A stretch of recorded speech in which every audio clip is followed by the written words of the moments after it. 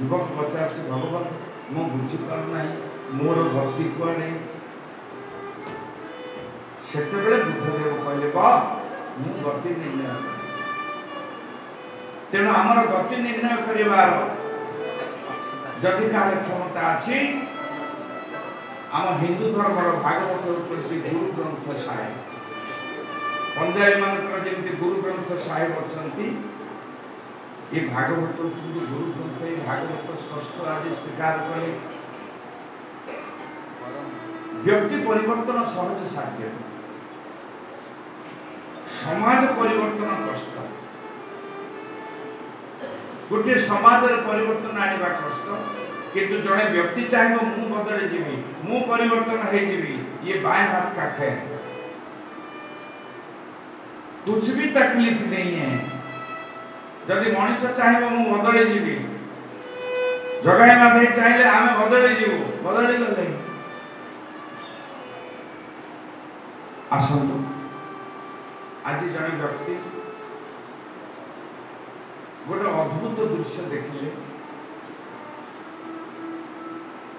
परीक्षित राजसभा नेला परे से यज्ञ कले द्रव्य यज्ञ तप यज्ञ योग यज्ञ तथा परे स्वाध्याय ज्ञान यज्ञ चयतय संतते व्रत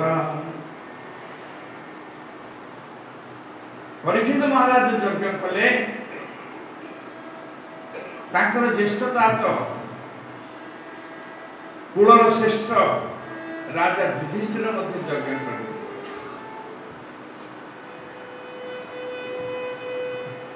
से समय यज्ञर गोटे प्रतिनिधि थिला आ यज्ञ करी राजा माने गौरव लाभ करुले राज्यर समस्त सुख समृद्धि यज्ञ द्वारा प्राप्त होते परीक्षित महाराज मध्य यज्ञ कले यज्ञ एमती पवित्र भित्तिभूमि थी आपण माने जदि कृष्णशिव महाभारत पाठ करेंगे आम गंजाम लेखा धराकोटे राजा साहेब कृष्ण सिंह देव पंडित मंडली बसई जो महाभारत करते से गोटे घटना अच्छी राजा युधिष्ठिर यज्ञ करते जो युधिष्ठिर दर्प चूर्ण करने विचित्र घटनाटे घटला कह जाए स्वर्ण नकुल गाथा यज्ञ को समस्ते आसी मु युधिष्ठिर राजस्व कथा कहूँ परीक्षित राजस्व कले युधिष्ठिर राजस्व गोटे विचित्र विधान घटला राजा जगती थाई विस्तारित नयन चाहते बा सतरे मु केते भल सुंदर यज्ञ कली हजार हजार ब्राह्मण वैष्णव भोजन परितृप्त होई उचित दक्षिणा विदाय नेले जगती ठिया राजा पाखरे ठिया भगवान श्री कृष्ण यही समय गोटे विचित्र घटना घटला गोटे नेउल आसला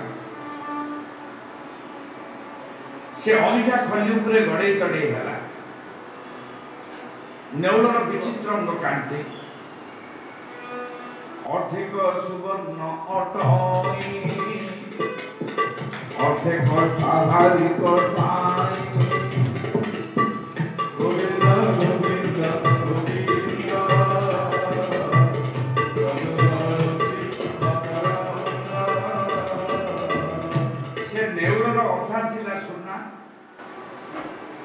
आउ अर्धेक थिला स्वाभाविक नेउल अति विकल अईठा खली गड़े हो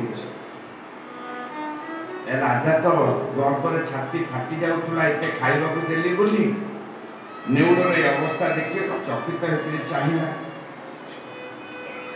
ये कि आश्चर्य ये उच्छिष्ट पत्र उपरे नकुल एमती गड़ुची कहीं नकुल कहले मणिमा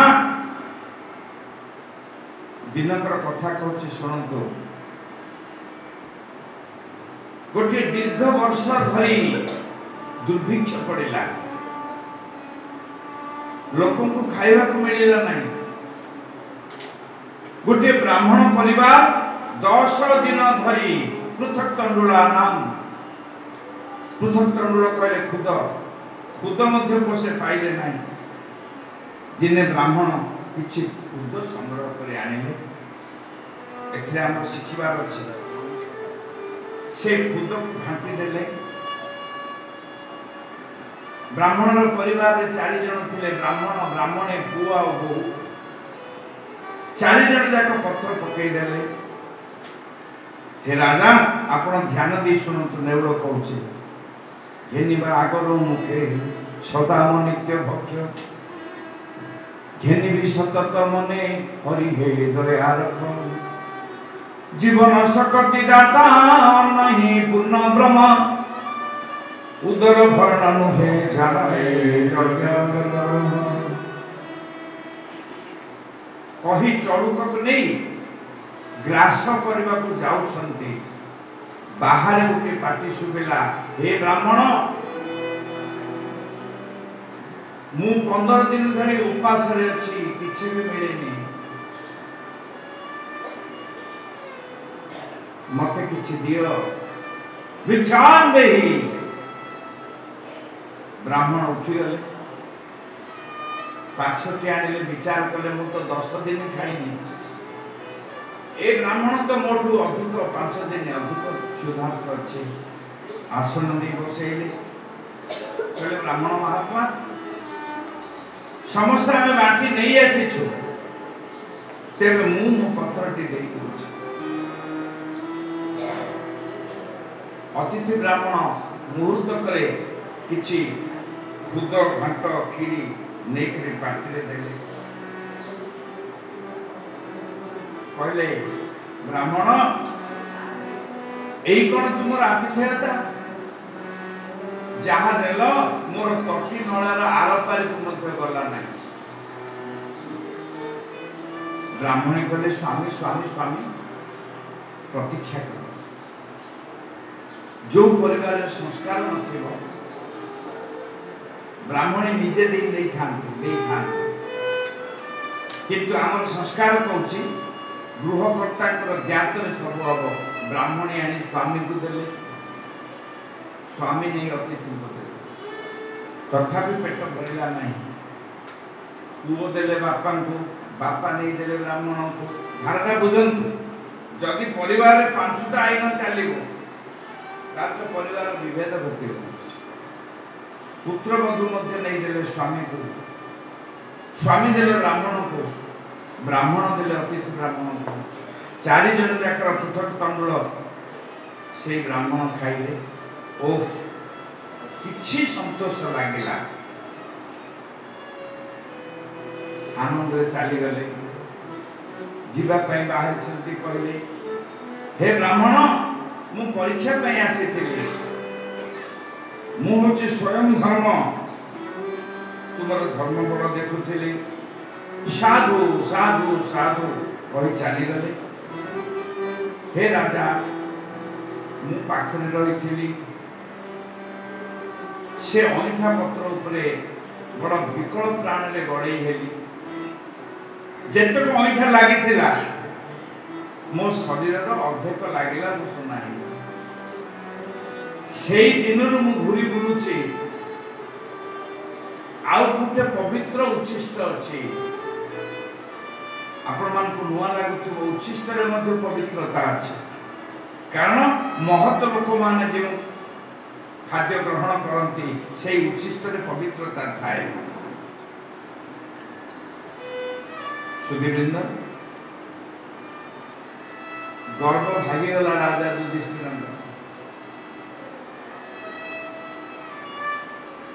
कृत्य हेले भगवान कृष्ण हसुथिले सेते बेले। तेणु यज्ञ कल राजा, यही यज्ञ पवित्रता किसी आंच रहा। यही घटना जानी राजा परीक्षित। तेणु परीक्षित चिंता कले मोर ज्येष्ठता तो जहाँ करदेवी, तेणु 3टी यज्ञ कले। धर्मर सुरक्षा करने एकदा धनु उद्यम पांडव यही यज्ञ पर राजा परीक्षित धनु उद्यम पांडव नदी तीर धनु नहीं जाऊे गोटे विचित्र दृश्य देखिले कौन देखिले ना देखिले गोटे धूर्त देखिले गोटे धर्म देखिले गोटे धरणी धरणी गोटे कुशा गाभी दुर्बल गाईटे भये रोरुद्यमाना भये कंपमाना से गाई कांदुची आ भय थरुची कहीं ना से धूर्त धर्म वृषभ को पिटुची प्रकाश था कि से वृषभर चारिटा जाक पाद नहीं खंडी खंडिया केवल गोटे चरण अच्छे एक चरणे ढाली पृथ्वी परी नमे आई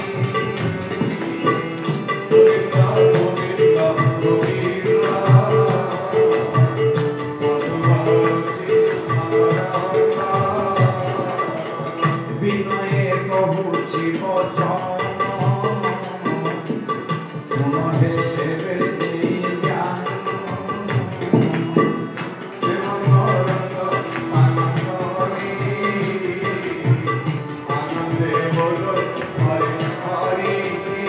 हरि बोल हरि बोल हरि बोल हरि बोल कृषा गाभी ओरफ धरणी कहछि राजा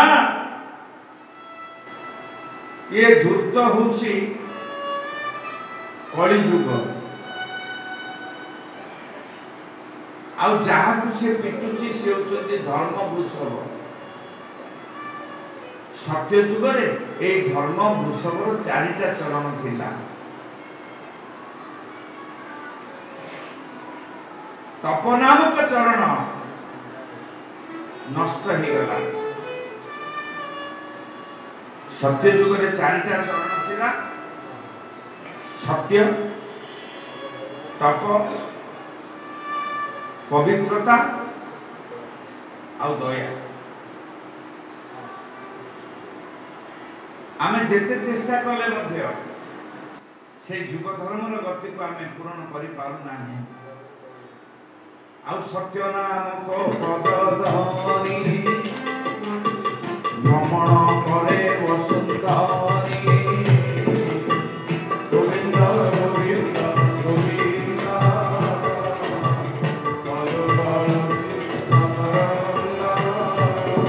ए वृषभर चारिटा पाद थिला ए चारिटा पादर गोटे होची सत्य गोटे होची पवित्रता गोटे होची दया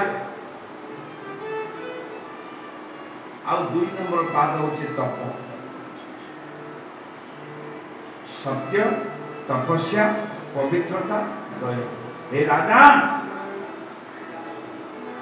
ये धर्म वृषभ जेतेबेले सत्य जुग रे भ्रमण करथिला से चारिपादरे पृथ्वी परिक्रमा करुथिला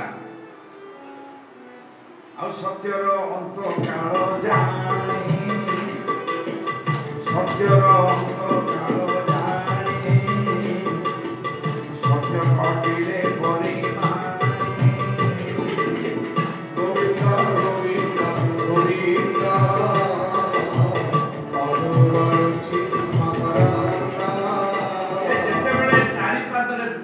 भ्रमण करुला धर्म सत्य जुग कटिगला तो सत्य नामक चरण कटिगला आउ तीन चरण में पृथ्वी बुलुला जेते बेले त्रेतया जुग हैला आउ तप नामक चरण रे त्रेतया भवन रे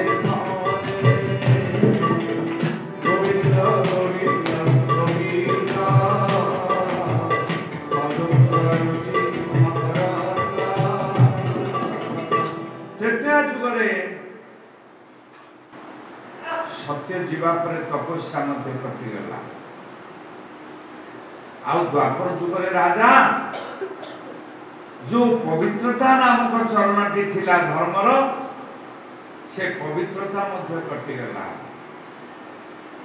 कली जुगरे धर्म गोटे चरण रे रहिला तार नाम होची दया पब्लिक दान आउ ए धूर्त धर्म धूर्त कली से चरण को आघात कर राजन्य धर्म है विपत्ति रे पड़िथिबा प्राणी सत्ता को सुरक्षा दबा धनुरुद्यम पांडव धनु टेकिले महाराज सेते बेले कुशागा भी कहूचे हे महाराज जेते दिन पर्यंत श्री कृष्ण थिले धरा पृष्ठ रे सेते दिन पर्यंत आम्भे माने ठीक थिलु परित्राणाय साधन विनाशाय दुष्कृता धर्म संस्थापनार्थाय संभवामि जुगे जुगे से चली गला परे कलिर दौरात्म्य बढ़ी गला महाराज राजा रागी गले धरणीर कथा सुनी धनु उठे कली जे शरण पछिला विनय वचन कहिला गोविंद गोविंद गोविंद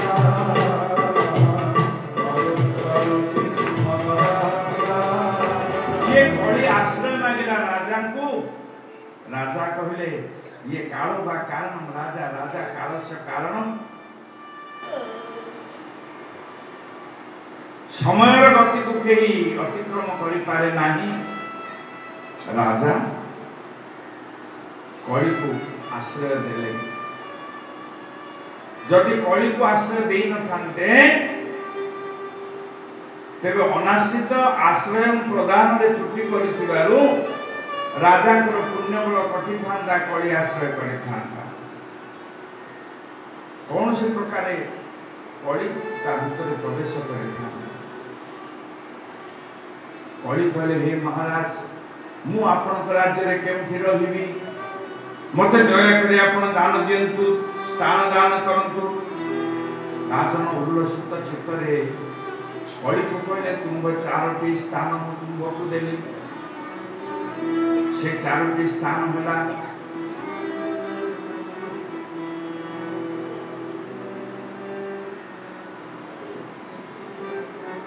जो के राज्य रे से स्थान टी थिबो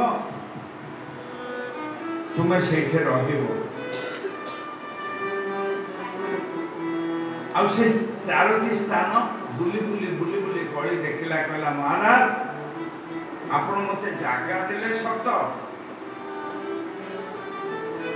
से स्थान तो राज्य रे नाही कौन कौन से स्थान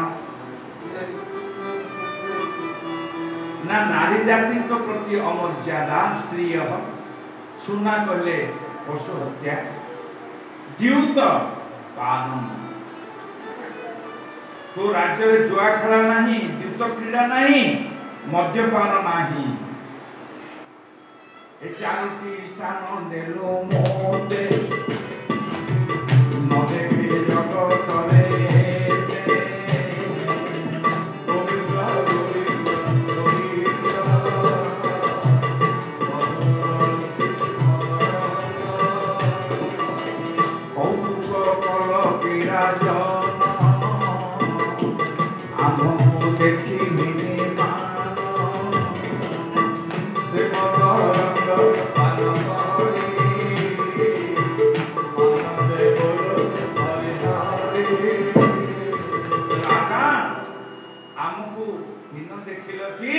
कौतुक कल कि तोर राज्य सारा भ्रमण कर आसिली एमंत स्थान मान नयन न देखिली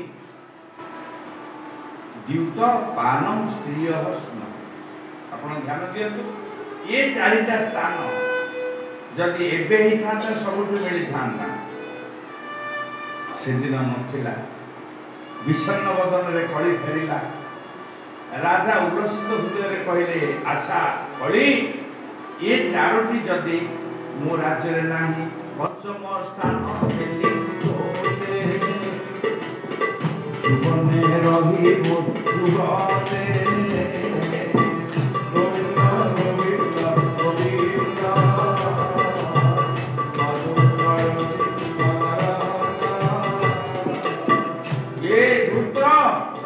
পঞ্চম স্থান দেলি সুবর্ণরে রহিব। সুনা বলে গোটে শব্দ পূর্বরু যাইছে, সেটা তার অর্থ সংস্কৃতরে পশু হত্যা। এটা সুবর্ণ ইয়ে মধ্যে সুনা। সেই দিনରୁ କଳି ସୁବର୍ଣ୍ଣରେ ଆସିଲା ନେଲା। ଏକଦା ଧନୁରୁଦ୍ୟମ ପାଣ୍ଡବ ସେ ଗୋଟେ କର୍ମ ଅନୁଚିତ କର୍ମ କରିଦେଲେ। କଣ ଅନୁଚିତ କର୍ମ କଲେ? ସନକାଦି ମୁନି ମାନେ ପଚାରୁଛନ୍ତି, ରାଜା ପରୀକ୍ଷିତ ଅନୁଚିତ କର୍ମ କଲେ, ଏ କଣ ରାଜନ୍ୟର କର୍ମ ସ୍ପୃହା ଉଚିତ କର୍ମ? ସେତେବେଳେ ସୁତମୁନି କହିଲେ, ହେ ସନକାଦି ମୁନି ମାନେ, ଯୋଉ ଦିନ ସୁବର୍ଣ୍ଣରେ ରହିବା ପାଇଁ କଳିକୁ କହିଦେଲେ, କଳି ସୁବର୍ଣ୍ଣରେ ରହିଥିଲା। ନହେଲେ ରାଜା ପରୀକ୍ଷିତ ଜଳ ମାଗିବା ପାଇଁ ଶ୍ରମିକ ଆଶ୍ରମ ମିଳିଲେ, କୃଷ୍ଣରେ ଜଳ ପାନ କଲେ।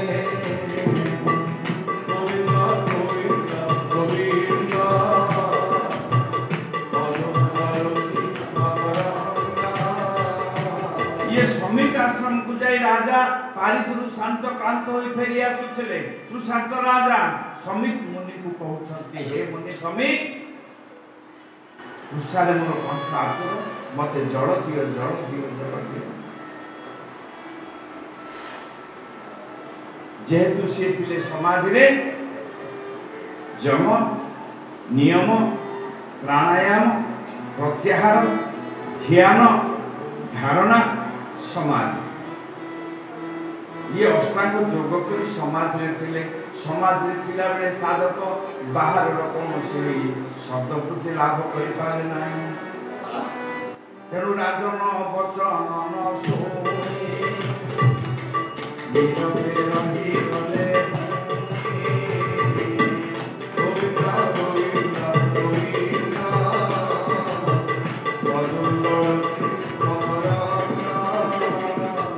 ये पानी टिके मध्य देलेनी राजा कर अहंकार को बाधिला।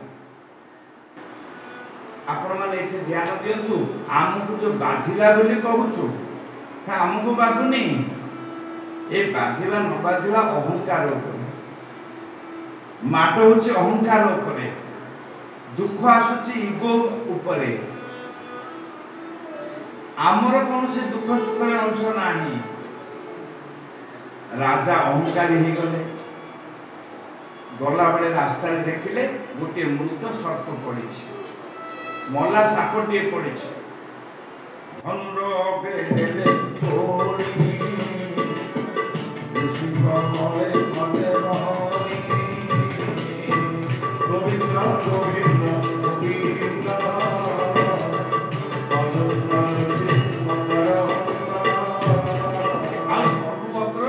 से मला सापट को नहीं ऋषिकर बलदेश मंडन करते। गोटे प्रश्न, परीक्षित महाराज मला साप नहीं ऋषिकर बेकरे गड़े देले, ताकर तृषा निवारण हो गला कि ना? बेले बेले जीव एपरी कार्य करे, कार्य हुए कारण किछि न थाए, कार्य हुए परिणति भयावह हुए। शुंगी नामक मुनि आसिले ऋषिपुत्र, से पिता को बेकरे देखिले मृत सर्प दोलायमान हेउछि। आउ क्रोधर पंचम उठी कहले, रे रे पापिष्ट के से दुराचारी मोर पिता को अपमान देइछु। आज को 7 दिन अंते रक्षक रक्षी भरे तोते। गोविंद गोविंद गोविंद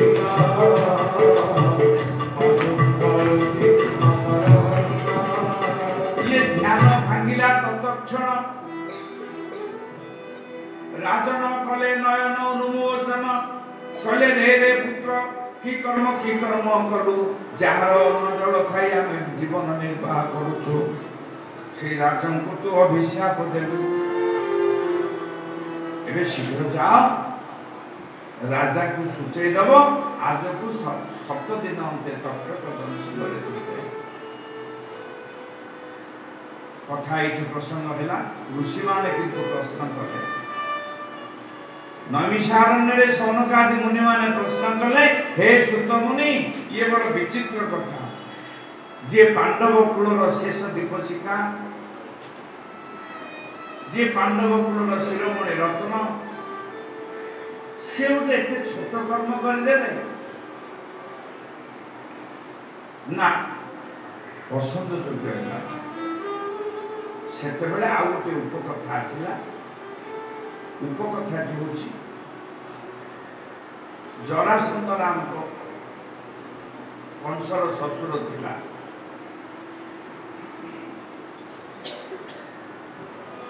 ये जरासंध भीमଙ୍କ ହାତରେ ମରିବ ଏ କଥା ଭଗବାନ କୃଷ୍ଣ ଜାଣିଥିଲେ। କାରଣ ତାର ଶରୀର ଉତ୍ପାଦିତ କଲେ ମଧ୍ୟ ବିସ୍ତାରିତ କଲେ ମଧ୍ୟ ପୁଣି ଲାଗି ଯାଉଥିଲା।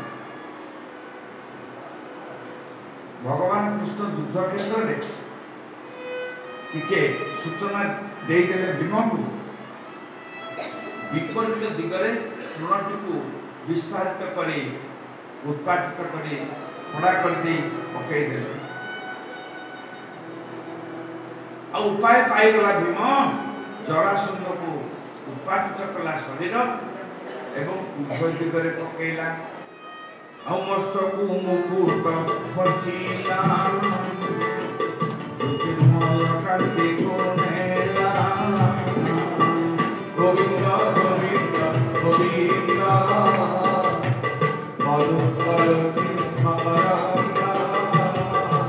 ये जरासंध जेतेबेले तळे पड़ीगला मुकुटटा छिटिकी पड़ला। गौरव रे गर्व गौरव रे भीमसेन से मुकुट को छाती रे धरिले। ये मणि मुक्ता रत्न खचित सुवर्ण मुकुट। जरासंधर गोटे पुओ थिला, ता ना होछि सहदेव। से सहदेव आसी कहला, हे भीमसेन, पांडव मानकर गोटे सहदेव थिले, जरासंधर गोटे सहदेव थिले। कहले मोर पितांकर कीर्ति मु शास्त्र रे जानि छी।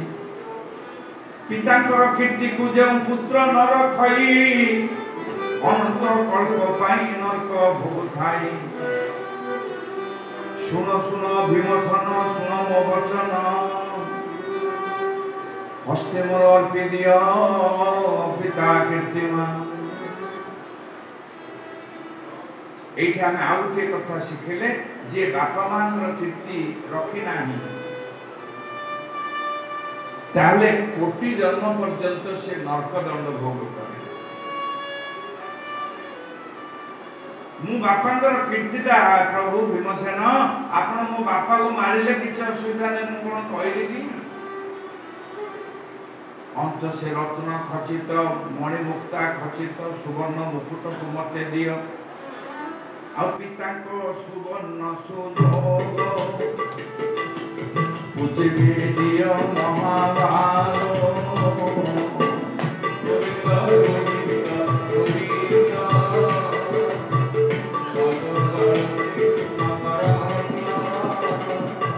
सेतेबेले गर्भरे फाटी पडुथिले भीमसेन, कहले ना मु युद्ध रे जय करिछि, स्खलित मुकुटरे मोर अधिकार अछि, मु काहाको देबि नाही। से मुकुट को धरी दर्प भरे राजनगर रे पहुंचले। राजनगर द्वार रे निज भाई सहदेव थिले। कहले भाई कौन चकचक दुसुची गोटे छाती रे आउ जाई धरिछ। भीमसेन कहले भाई रे ये होचे हमर गर्व गौरवर प्रतीक। जरासंध को मारी देली अति अवहेला। जेमंत दुष्ट राक्षस जेते कर्म कला हेति प्रहेति नामक कन्या रत्न देई कंस नामक जामाता